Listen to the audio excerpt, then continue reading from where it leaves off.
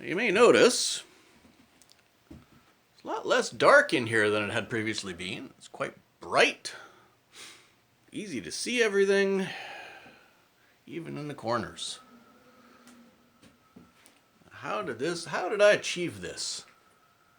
Everything's the same except I had the brilliant idea to actually take the lampshades off of the light fixtures. So, that's fixed. But let's talk about the day. Today is the winter solstice. It is the shortest day of the year. And as luck would have it,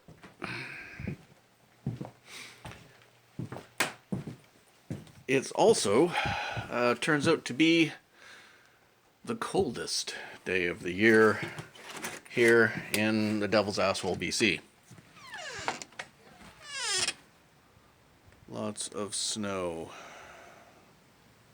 I hate snow.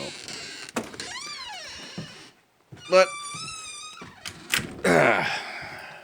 on to it's odd being the coldest day and the shortest day, but it kind of makes sense. I mean, science has proved to us conclusively that heating causes expansion and cooling causes contraction, which is, in my estimation, why in the summer the days are longer because it's hotter, and in winter they're shorter because it's colder. So, on to the lesson. Today we're talking about vehicles, which there's a couple of covered up out there. There's one more buried in snow over here. Another one buried in snow down the end of the driveway, if you can see it. They're all buried in snow. All the cars. My bike is in the garage. It's fine. But I'm not going to be able to run it through a foot of snow, and they're looking at another foot and a half of snow over the next 48 hours. That's going to suck. But let's talk about vehicles. As an expense, as something you have options to avoid spending money on. I will occasionally give people gas money if I need a ride somewhere and I can't get there myself. I know people who have vehicles. There are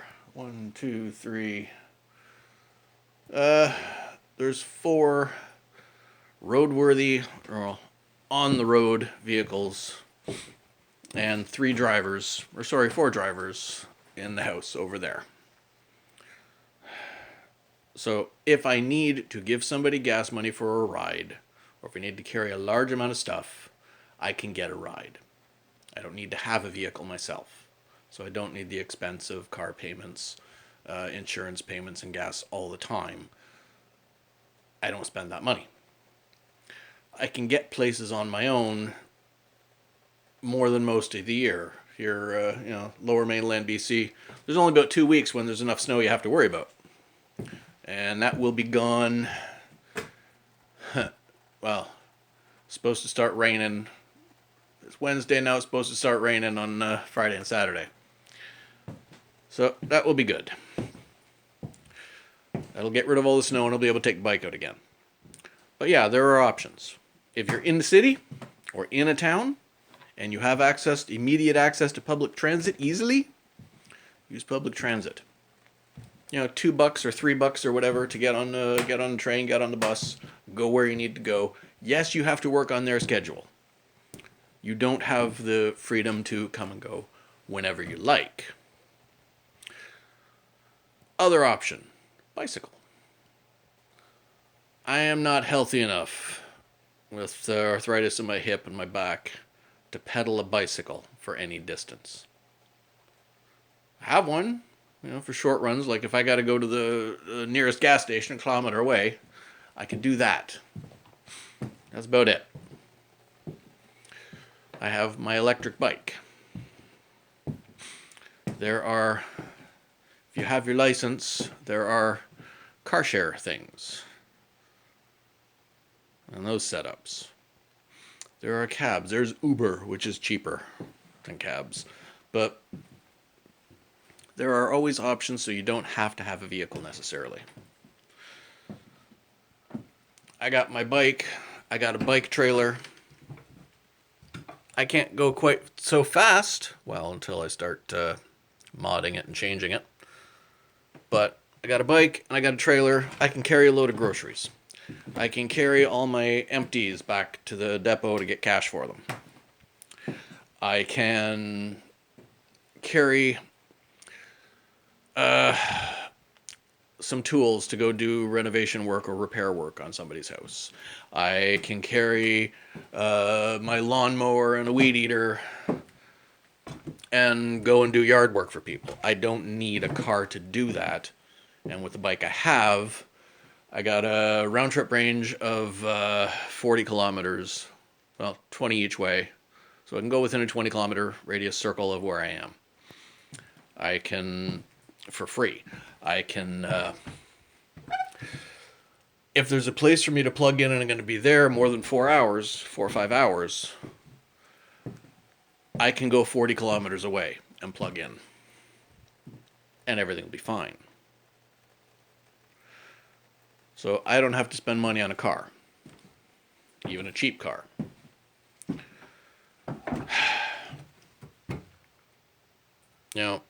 It's another way, yet another way to save money, to not spend money.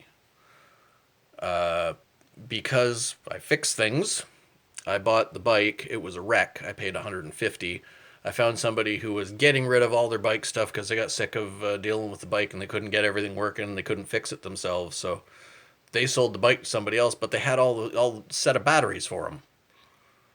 And they just wanted it gone, so they gave me the batteries for $250, which is less than half price, and they were brand new. So that's good. So you see, there are ways. And the one I sold to my neighbors over there, it works. It's got a shorter range, but it works. It runs. One of the other neighbors, I sold them a bike, and they still got it, and it still works, and everything's fine.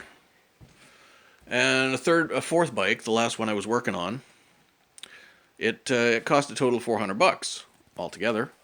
And I did some body work on it, did some electrical work on it, got the lights working, got the brakes and everything up and running. It's fine. And it has about this, the other two bigger bikes, they have about a range of 30, 35 kilometers. I got about 40 because I'm working 60 volt instead of a 48. But the last one that I was working on there, it has a setup optional to run it up to a 72 volt. And then you could get about a 45, 50 kilometer range out of it.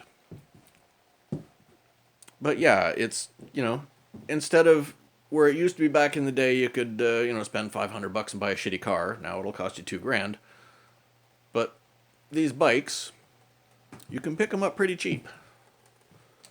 And you can ride them. And you got a raincoat, you can ride them in the rain. I ride mine, as long as the snow doesn't hit the axles, I'll ride it. I've been not just electric bikes, but old motorcycles and stuff back in the day too. Back when dinosaurs walked the earth. I would ride that thing until the snow hit the axles. Then I put it away, and in the spring I'd get it out and ride it from when the snow hit the axles down until it straight through. There was maybe a month or 2 months that I couldn't ride it. That was in southern Ontario, not out here. Here, like I said, there's 2 weeks of snow. But depending on where you are, what the traffic laws are, there's ways you can get around having a car. You don't need it. You can carry a lot on a bus and bags. On public transit, you can carry a lot in a little bike trailer. You can carry a lot on a trailer behind a bicycle just as easily if you can pedal it, if you're healthy enough. But yeah, that saves, let's see, the last time I had a vehicle on the road, oh geez, 2002 I got rid of my vehicle.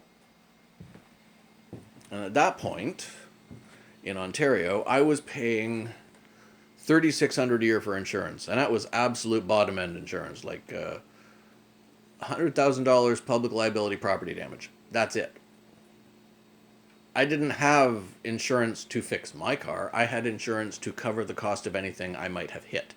Fixing my car, that's my own responsibility. But yeah, there are ways around this problem. And they're cheap ways around this problem. If you can walk, hike a backpack, hey, that's great. I can't. Not long distance. But, anyway, that'll be lesson 8 on the list, and we'll talk to you later.